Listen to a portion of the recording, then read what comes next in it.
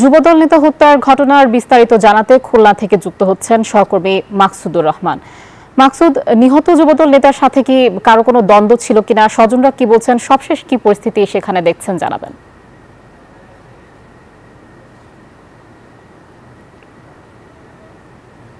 ধন্যবাদ কাজী আয়েশা, আপনি ঠিকই বলেছেন যে এই যুবদল নেতার হত্যাকাণ্ডকে ঘিরে কিন্তু খুলনায় একটা ব্যাপক চাঞ্চল্য তৈরি হয়েছে। খুলনায় কিন্তু অসংখ্য তার সহকর্মী, তার সহপাঠী কিন্তু এই খুলনা মেডিকেল কলেজ হাসপাতালের মর্গের সামনে উপস্থিত হয়েছে। আমরা তাদের সাথে কথা বলেছি, তারা দুইটা কারণ বলছেন প্রাথমিকভাবে। একটা হচ্ছে যে 5 আগস্টের পরে বিএনপি কার্যালয়ে ভাঙচুরের ঘটনায় দৌলতপুর থানায় একটা দায়ের হওয়া মামলায় উনি বাদী ছিলেন।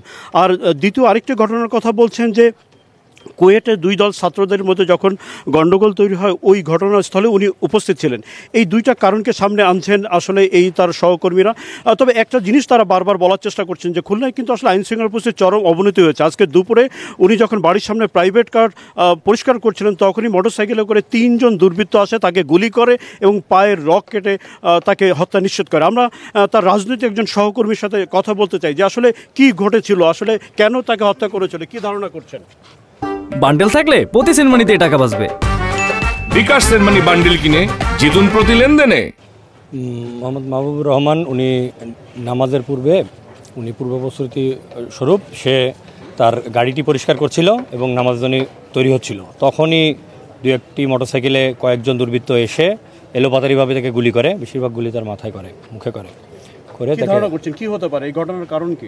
সে অবশ্যই রাজনৈতিক প্রতিহিংসার শিকার, কারণ সে দীর্ঘ 17 বছর সে অনেক ত্যাগ আছে তার। সে অনেক রাজনৈতিক মামলার শিকার, সে জেল খেটেছে, আক্রমণের শিকার হয়েছে এবং সে বিএনপির কার্যালয়ের ওই এলাকার বিএনপির কার্যালয়ে যে ভাঙচুর হয়েছে তারও সে মামলার সে বাদী হিসেবে ছিলেন। কুয়েটের ইসেও তার ভূমিকা ছিল। তার কিন্তু অনেক আত্মীয় স্বজন এসছে, যে আমরা দেখেছি তার একটা মাসুম বাচ্চা মাত্র 18 বয়স, সেও কিন্তু এই মর্গের সামনে দাঁড়িয়ে আছে। আত্মীয় স্বজনের কোন্দলরত মুখ কিন্তু আমরা দেখেছি। এখানে কিন্তু আসলে একটা আত্মীয় স্বজনের মধ্যে হাহাকার পড়েছে, একই কারণে সহকর্মীদের মধ্যে ক্ষোভ দেখতে পেয়েছি। সবার মধ্যে কিন্তু আসলে একটা আতঙ্ক বিরাজ করছে যে কেন এই ধরনের ঘটনা ঘটলো। আমরা এইখানে আমরা বলেছি তাদের মধ্যে কিন্তু ক্ষোভ আছে যে আইন শৃঙ্খলা পরিস্থিতির অবনতির কারণে এই ধরনের ঘটনা বারবার ঘটছে। তো এই ছিল খুলনা মেডিকেল কলেজ হাসপাতালের সামনে থেকে সর্বশেষ। আমরা ফিরছি স্টুডিওতে কাজী আয়েশার কাছে।